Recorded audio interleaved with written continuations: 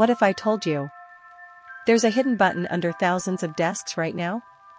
In banks. In schools. In offices. You probably sat just inches away from it. And never noticed. It's called a panic button. Small. Silent. Invisible. During a robbery, while everyone else freezes. A cashier slowly reaches down. And presses it.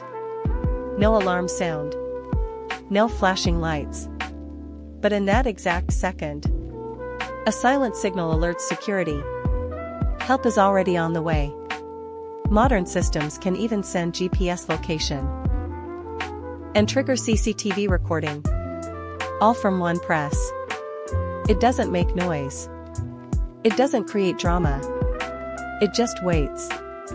For the moment someone needs it most.